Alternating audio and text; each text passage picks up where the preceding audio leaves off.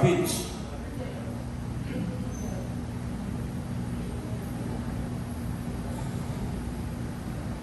With a line, Sintec will be able to buy lower priced feeds. Tapos yung kanilang tolling partner pa will be able to generate more income because when selling of the when there was massive stealing doon sa feeds sa Sintec, napupunta sa neighborhood, napansin namin ang daming poultry doon at saka piggery na kumukuha, bumibili sa Santos Land at sa Sintec.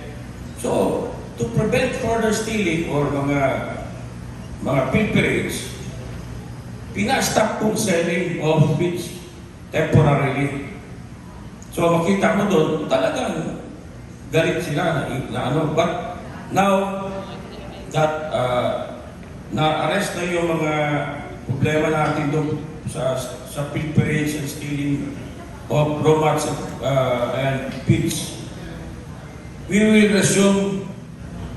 Kumahanap na ako ng somebody knowledgeable, a consultant to do the feed mill operation tolling partnership. Naghahanap kami, may mga interesado. But with that, we will soon start selling. Because with selling the feeds, through our, kasi ano lang yung ating capacity, we are operating at 15 to 20% of capacity ng feed mill. We have 80% libre. Now, if we can operate that at full capacity, based on the study, projections that we did, meron kami ginawa ni myself. In less than 2 years, matagdan around na, net income na siya. Kasi maliit na lang ang loss natin eh. And the losses was incurred because of the previous year. Sa gross profit, we are making money on operation. But sa net income, hindi. We have to start selling manure, sell mga dog packing sa feed mill and sell feeds. And pangatlo, we have a line, we buy cheaper feeds or ingredients kasi we can buy on cash. Isipin mo, makakasave ka ng 2 to 3 pesos when we purchase feeds on cash. Kung may line ka, you pay magkano? 25, 20 centavos interest per month, per kilo. Per kilo. Samantala ito, 3 pesos per kilo ang savings mo. Yan. Yan po. Yan. Yan, sir. Yan. Bar chart. Itong bar chart. We did, kasi 2022 sabi ko na wala tayong magagawa. We did a projection, sabi ko kay EJJ, project mo nga. Conservatively, magkano makukuha natin net income this year? So sa budget natin, we have 76 million net income o sales of 707. Kung titignan mo ito, conservative ito. Because on the 3rd and 4th year, magpapasukan na yung mga take out ng banks eh.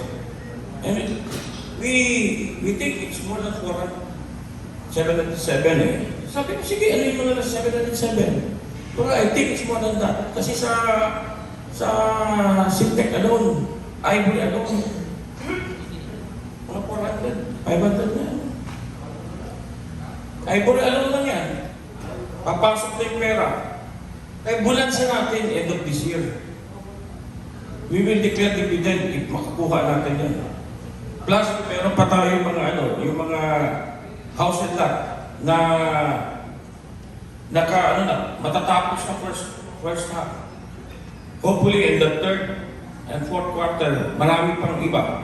So, conservatively, doon na lang kami naglagay sa 76. Okay? Yan ang ating net income for the year-end. Diyan.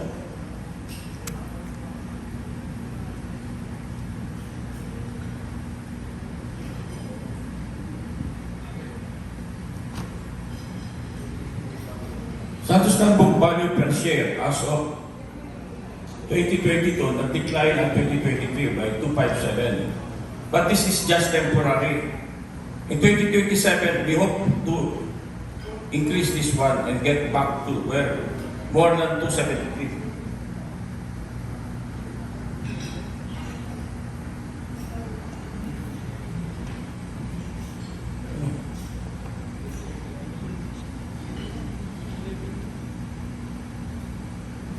Ito sa Sintec.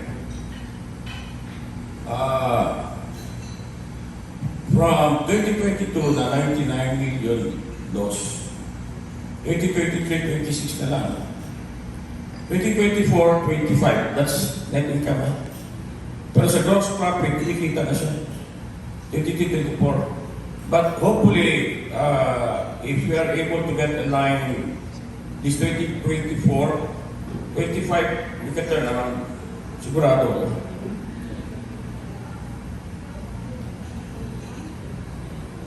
Okay. Let's talk about Ivory, projected and actual. Projected project cost was 993 million, with a net income of 240 million, or rate of return of 24%. Actual, as of March 31, 2024, 1.522 million, Billion. with a net income of 35.9 million or 2.36%. This is after actually dun sa nakita namin figures that was provided to us by EJ. Actually 100 million ang loss natin eh. But because we did not make full use of the marketing and documentation, may sobrang 100 plus eh. So, na-offset siya. So, dyan, next slide. Pero kita nila. Dyan, isa pa. Yan. Yan, no?